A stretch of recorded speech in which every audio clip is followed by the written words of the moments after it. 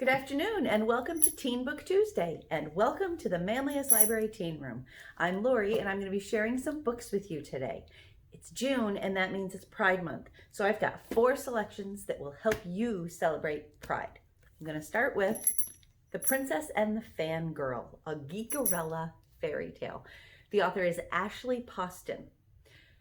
This book features 2 girls, Imogen Lovelace, who's an ordinary fangirl on an impossible mission.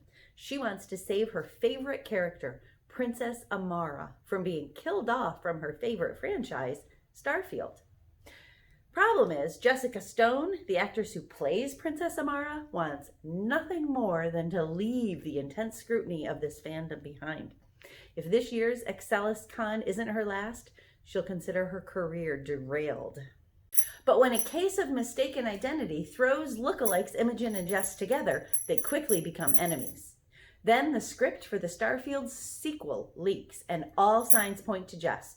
She and Imogen must trade places to try to find the person responsible. That's easier said than done when the girls step into each other's shoes and discover new romantic possibilities, as well as the other side of intense fandom. As these princesses race to find the script leaker, they must rescue themselves from their own expectations and redefine what it means to live happily ever after. Geeky pop culture references are laced throughout and done really well. They add depth and credibility to the story. 2 romances slowly develop over the course of the novel. They're really sweet without being saccharine. And the relationships, they're a nice balance to the mystery around the leaked script. It's light, it's fun, it's a romantic comedy full of twists and turns. It's got a bit of geek and fandom mixed in. Although aspects of each character are stereotypical, there's the shy girl, the diva, and the sensitive guy, the characters prove more than their types. They're quirky, and careful details and dialogue propel their tales. Highly recommended for any fans of romantic comedy genre. Next up, we have Felixs Ease by Lisa Bunker. It's the story of Felixs Ease. When he was 3 years old, he's 13 now. When he was 3 years old, a hyper-intelligent, 4th-dimensional being became fused inside him after one of his father's science experiments went horribly wrong. The creature in him is friendly, but Felix is now 13, and he won't be able to grow to adulthood while they're still melded together. So a risky procedure is planned to separate them, but it may end up killing them both. This book is Felix's secret blog, a chronicle of the days leading up to the procedure. Some days his life is business as usual, time with his close-knit family, run-ins with a bully at school, anxiety about his crush.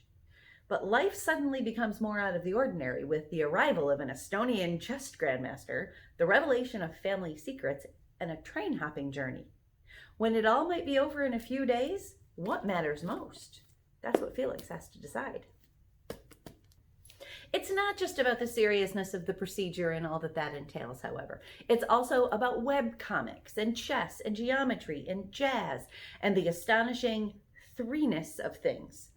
It's about the suffocating terror of death and the sweet agony of first love. It's about transcending binaries, both the obvious. Felix's mother is bisexual, his grandparent gender fluid, the boy of his dreams both biracial and bilingual, and those more subtle and profound. All in the most glorious matter-of-fact way. Above all, it's about Felix's voice.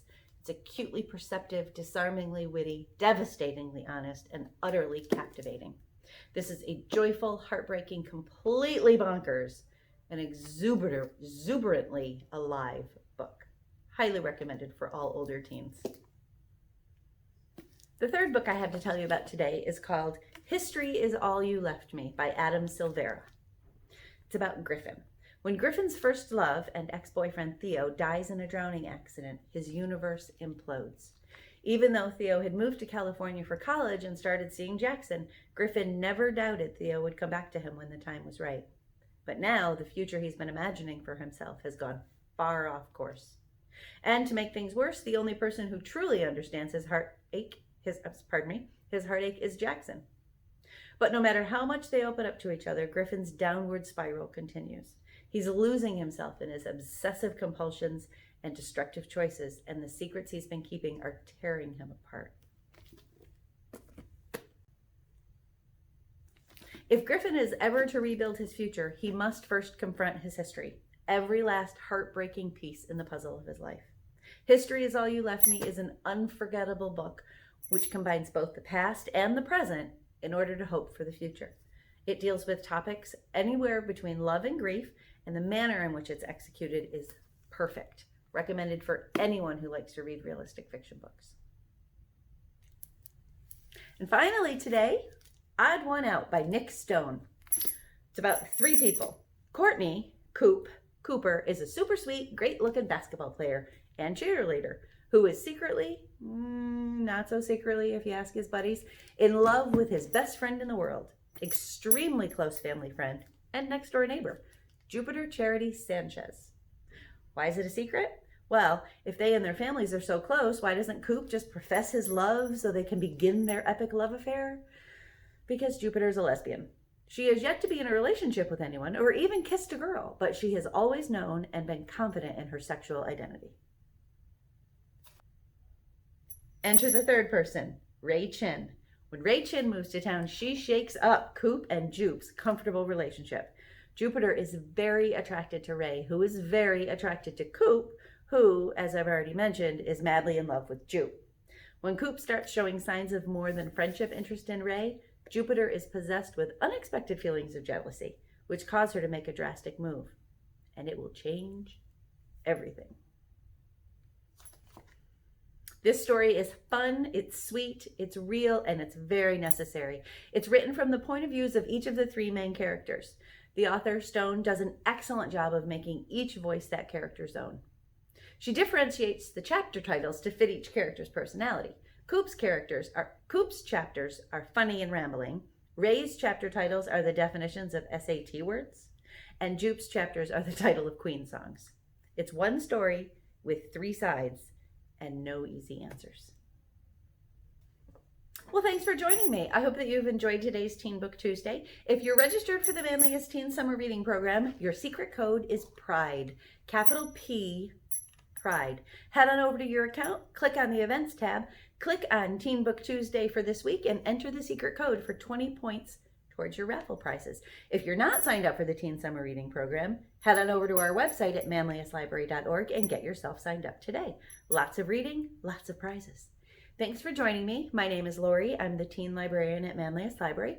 You can find me here for Teen Book Tuesday every Tuesday at 4 o'clock on our YouTube channel.